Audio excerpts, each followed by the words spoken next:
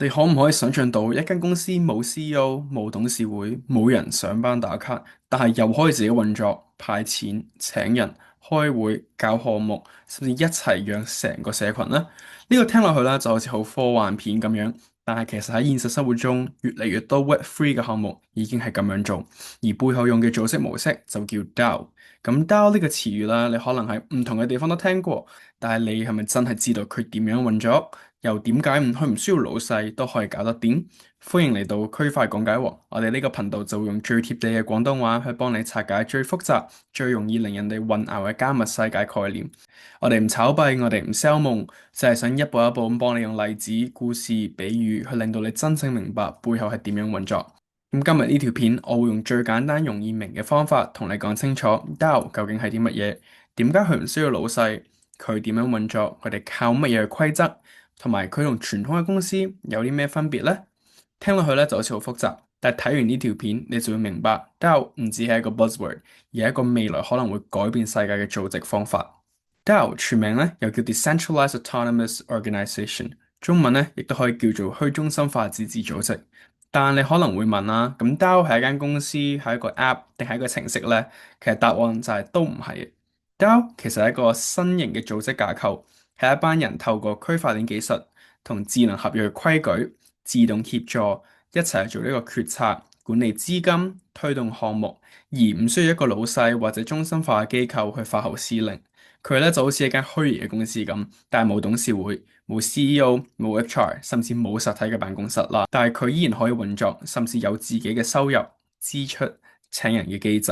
我哋想象一下，DAO 就係一個超級進化版嘅 Slack 群組，加埋 Discord 嘅社群，同埋 Google Sheet、數碼保險箱同埋自動派錢機咁樣，唔使老細批，唔使請會計師，全部都係靠自動化執行所有嘅規矩。咁點解佢叫 DAO 咧？其實呢三隻字其實已經講晒個重點噶啦。第一，decentralize 就係去中心化啦，冇一個人話事。每個人都有自己嘅發權性，autonomous 自治，一啲流程咧就係由程式去自動執行，唔使人哋干預嘅。第三，organization 組織唔係一啲好分散嘅人群啦，而係一班人有目的、有制度、有資源去咁樣協助。DAO 唔係單靠信任人，而係相信條 code。每一項嘅規矩咧都寫入咗個智能合約度，公開透明，成員之間咧都唔使互相相信嘅，就係需要個系統去按章辦事。咁 DAO 點樣真係做到自動化、協助分配資金？咁下一段我哋就會逐步拆解 DAO 嘅運作模式。咁 DAO 究竟係點樣運作嘅咧？冇老細，冇會議室，做點樣做決定，用錢點樣推動計劃？其實 DAO 都係靠住幾個好清晰嘅制度去維持協助嘅啫。第一，提案機制 （proposal system），任何持有 DAO token 嘅成員咧，通常都可以發起提案。你可以建議 DAO 做某件事，例如請一個新嘅設計師去設計新嘅 logo，或者贊助一場加密教育嘅活動，或者投資一個新興嘅項目。咁成員咧就要寫出提案嘅內容、預算、執行細節等等，然後咧就交俾全體嘅成員去審議。第二，投票制度 （voting system），token 喺 DAO 入邊就係你嘅發聲權。持有更加多嘅 token 咧，你就有更加多嘅票數，可以喺投案嘅投票中去影響決策。有啲 DAO 咧係一人一票，有啲咧就係一個 token 一票。投票時間就通過固定，例如3日或者7日內去完成啦。結果咧就自動上鏈嘅，但唔係投完就算噶咯。投票結果咧都會一步咁影響下一步去執行嘅。第三，資金庫 （treasury）。DAO 有自己嘅鏈上銀包，通常都係由多簽或者智能合約去控制嘅，入邊可能有幾百萬美金嘅 ETH 穩定幣或者 DAO 自己嘅 token。而最特別嘅係，冇人可以單獨拎走啲錢，要用錢嘅話咧，就一定要經過提案、投票批准，然後咧由智能合約去自動執行嘅，咁就可以避免一個高層亂咁用資金，現實真正嘅透明度同自治啦。第四咧就係執行流程 execution。當一個提案成功通過之後咧，系統咧就會根據個智能合約規則去自動觸發，咁啊自動轉賬資金合作方啦，自動部署一項項目嘅合約。同埋自動派獎勵俾執行嘅團隊，咁過程咧唔需要 CEO 去簽字，唔需要打電話開會，一切咧都公開透明，全部咧都靠 code 去執行嘅。咁總結一下啦，DAO 就係一套靠事先寫好，大家都認同嘅規則，加埋社群嘅力量，一步一步去達成協助。你持有 token 就可以參與管理，你想提出你嘅想法就可以現實出嚟。咁下一段我哋會用 DAO 同埋傳統公司比較下，睇下佢哋究竟有咩唔同。咁 DAO 最大嘅突破咧，其實就唔係技術，而係點樣重新組織一班人去協作。咁傳統公司同 DAO 之間啦，最大嘅分別咧就係權力結構啦。喺間傳統嘅公司入邊，通常都會有 CEO、董事會、高層管理團隊，決策咧都係由上至下，好似金字塔咁樣，指令層層落。員工咧淨係可以執行，冇乜可以參加預定方向嘅機會。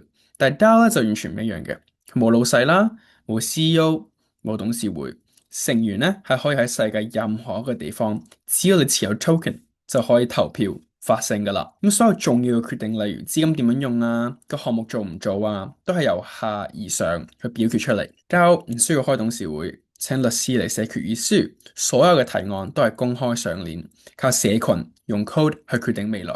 再睇下財務制度，如果公司要有股東分紅，就要等會計、審計、董事會去通過。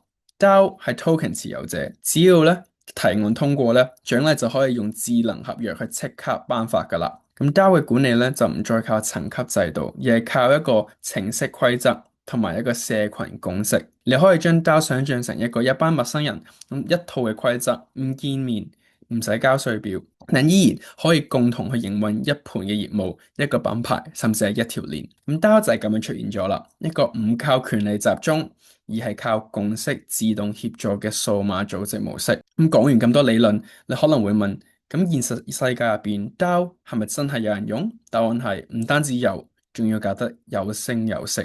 以下咧，我分享幾個真實嘅例子啦，等你感受下 DAO 喺唔同嘅行業入邊點樣發展影響力。第一啦，就 Now's DAO。咁呢個 DAO 咧係每日會透過拍賣賣出一個風格獨特嘅像素藝術。我哋叫 NFT，亦都叫 Now。咁拍賣所有嘅資金咧，都會全數自動入 DAO 嘅錢包入邊。咁最特別嘅係，啲資金究竟點用咧？完全由持有 Now NFT 嘅成員去提案同投票決定嘅。佢哋資助過啲咩？一，佢哋有試過資助啲小學設計比賽啦，支持開源藝術嘅創作啦，同埋搞一啲線下文化推廣嘅活動啦。呢個 DAO 咧就成為咗一個開放式創意基金。社群主導方向，冇需要 CEO 去批。第二，我哋有 Gitcoin DAO。Gitcoin 係一個支援開源開發者嘅平台，透過一種叫做 Quadratic Funding 配對資助模式，將社群微小捐款同埋大型資金去配對，令到小型嘅項目咧都有生存空間。Gitcoin DAO 咧管理成個資金制度、開發方向、社群獎勵等等，全部都係靠 token 嘅持有者去投票。咁成個資金流向啊、項目資助記錄啊，全部都係公開喺鏈上面嘅。咁比起傳統嘅基金咧，就會更加透明、更加公平啦。第三，我哋有 Bankless DAO。咁 Bankless 咧係一個推動加密教育嘅品牌啦，係出名嘅 podcast、newsletter、內容平台，你都可能睇過。但係你知唔知其實佢背後營運團隊都係一個 DAO 咧？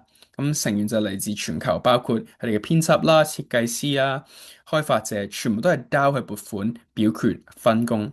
每個內容計劃咧都係由社群主動去發起，大家投票決定做唔做、點樣做。同埋邊個做，咁最後嘅報酬咧都由智能合約去頒發嘅。咁呢個真真正正由社群推動教育，而唔係由一間公司去主導。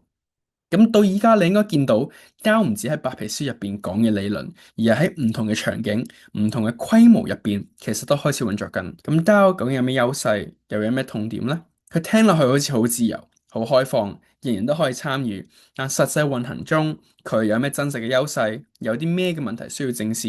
咁 DAO 嘅三大優點啦，第一就係民主透明，咁所有嘅提案、投票、資金流向都係公開鏈上，任何人都可以查，唔會有老細喺度黑箱操作或者背後交易。信任係嚟自透明度，而唔係嚟自權威。第二咧就係全球協作、時間自由。DAO 成員啦，可以嚟自世界各地任何一個角落，只要有網絡、有 token 就可以參與。開會咧就唔需要約時間，唔需要喺同嘅時區都冇問題。真正咁現實24/7持續營運。第三咧就係無中心抗審查。DAO 冇實體、冇老細、冇單一節點，唔容易俾政府或者黑客去針對，特別係一啲政治敏感嘅地區。DAO 提供一種可以避開控制、保障社群自主性嘅工具。DAO 並唔係完美，但係咧佢依然係一場實驗，但係佢提供咗一個突破傳統公司嘅框架新方式，唔靠中央集權，靠社群智慧去決定資源點樣用、項目點樣做同埋方向點樣走。正如互聯網一開始都唔係完美，但係而家咧已經改變咗世界。咁 DAO 到底係咪未來組織嘅模式，定係一個理想主義嘅實驗？你又會唔會願意加入一間冇老細，要自己參與投票決定方向嘅公司？留言話俾我知你點睇 DAO 嘅未來啦！如果中意呢類型清晰、容易明嘅影片，就記得 like、subscribe 同埋 comment。我會繼續用最簡單嘅廣東話去幫你講清楚加密世界背後真正發生緊啲乜嘢。下集見。